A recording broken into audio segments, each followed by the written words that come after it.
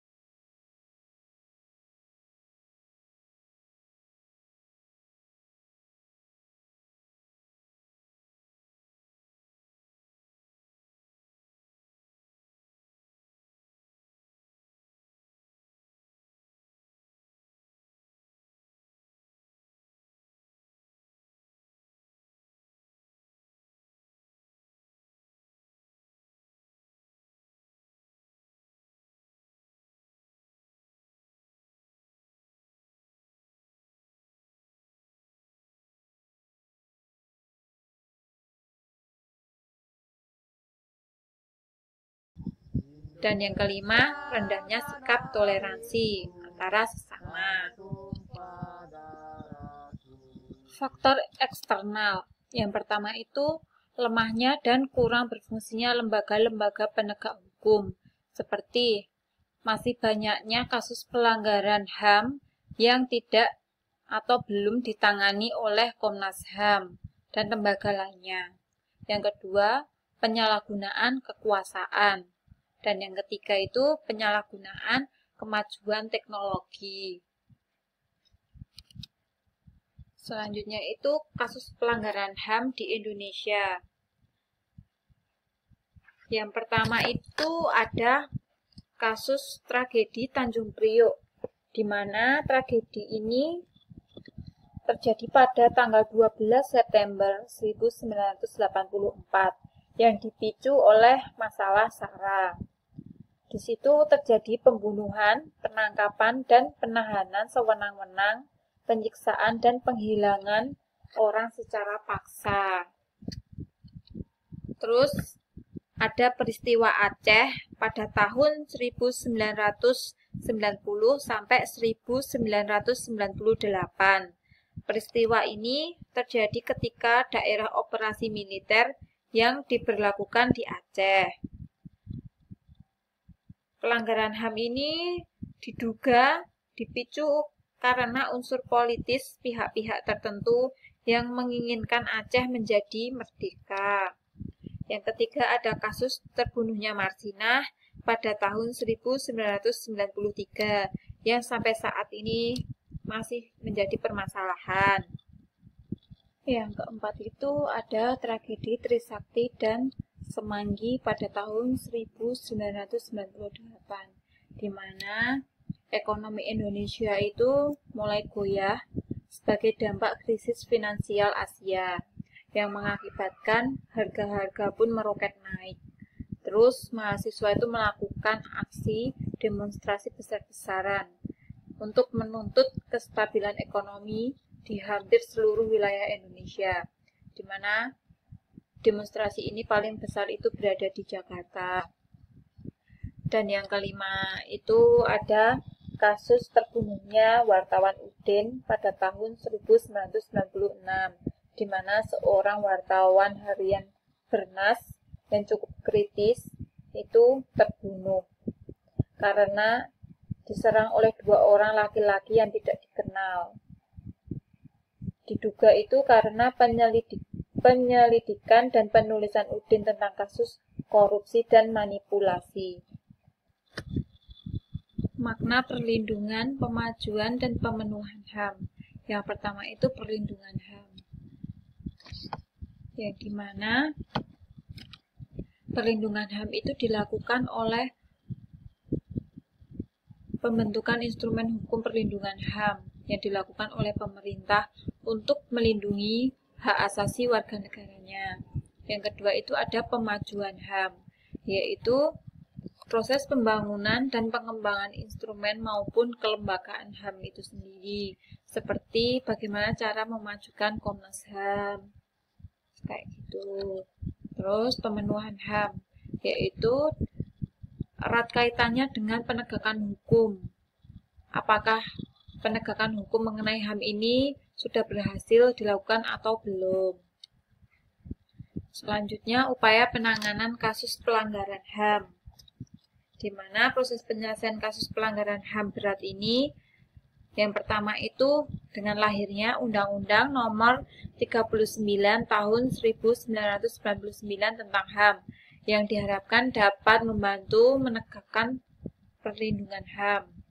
Yang kemudian keluar lagi Undang-Undang Nomor 26 Tahun 2000 tentang Peradilan HAM, yang diharapkan menjadi tonggak baru dalam perlindungan HAM di Indonesia. Terus prinsip penegakan dan perlindungan HAM itu sendiri itu ada 3. Yang pertama itu ada prinsip transparansi, yaitu pembahasan naskah RUU harus terbuka. Yang kedua, prinsip supremasi hukum, di mana kepastian hukum, persamaan kedudukan di depan hukum, dan keadilan hukum itu berdasarkan proporsionalitas, tidak membeda-bedakan. Dan yang ketiga itu prinsip profesionalisme, yaitu di mana dalam penyusunan dan pembentukan hukum, keikutsertaan dan peranan pakar-pakar hukum ataupun non-hukum yang relevan harus diutamakan, sehingga diharapkan nantinya dapat melahirkan perundang-undangan yang berkualitas. Selanjutnya itu ada proses penyelesaian kasus pelanggaran berat HAM, yaitu yang pertama itu dilakukan penyelidikan, penyidikan, dan penangkapan yang dilakukan oleh Komnas HAM. Kemudian dilanjutkan penyidikan oleh Jaksa Agung, di mana Jaksa Agung dapat mengangkat penyidik ad hoc yang terdiri atas unsur pemerintah dan masyarakat. Yang ketiga itu dilakukan penuntutan, di mana penuntutan ini dilakukan oleh Jaksa Agung yang dapat mengangkat penuntut umum ad hoc yang terdiri dari unsur pemerintah dan masyarakat, di mana penuntutan dilakukan setelah tahap penyelesaian itu selesai, dan penuntutan dapat dilakukan paling lama 70 hari sejak tanggal hasil penyidikan itu diterima. Terus Yang terakhir itu ada pemeriksaan di pengadilan, di mana berkas perkara diserahkan kepada pengadilan HAM oleh Jaksa Agung untuk kemudian diperiksa dan diputuskan. Pemeriksaan ini dilakukan oleh Majelis Hakim Pengadilan HAM yang berjumlah 5 orang, yang terdiri atas 2 orang hakim pada pengadilan HAM dan 3 orang hakim ad hoc. Perkara paling lama diperiksa dan diputus dalam 180 hari, terhitung sejak perkara itu dilimpahkan ke pengadilan HAM. Jadi kesimpulan pada pembelajaran pada hari ini yaitu pelanggaran HAM itu dapat dibagi menjadi 2, yaitu pelanggaran bersifat biasa dan pelanggaran yang bersifat berat, di mana faktornya itu dapat berasal dari internal diri seseorang itu sendiri dan eksternal atau dari luar seseorang itu. Di Indonesia sendiri banyak terjadi kasus pelanggaran HAM, yang diantaranya itu seperti kasus Marsina, Trisakti, dan Semanggi, serta lainnya. Di sini pemerintah memiliki kewajiban dan tanggung jawab dalam penanganan HAM. Pemerintah juga telah mengupayakan untuk menegakkan HAM, yang dimana diantaranya lahirnya Undang-Undang Nomor 39 Tahun 1999 dan Undang-Undang Nomor 26 Tahun 2000, di mana proses penyelesaian kasus pelanggaran HAM berat itu dimulai dengan penyelidikan, penyidikan, dan penangkapan, serta penyidikan yang dilakukan oleh Jaksa Agung. Kemudian dilakukanlah penuntutan, dan yang terakhir dilakukan pemeriksaan di pengadilan. Jadi pembelajaran pada hari ini cukup sampai di sini. Ibu akan memberikan sebuah tugas agar kalian lebih memahami materi pada hari ini. Sekian pembelajaran pada hari ini. Wassalamualaikum warahmatullahi wabarakatuh.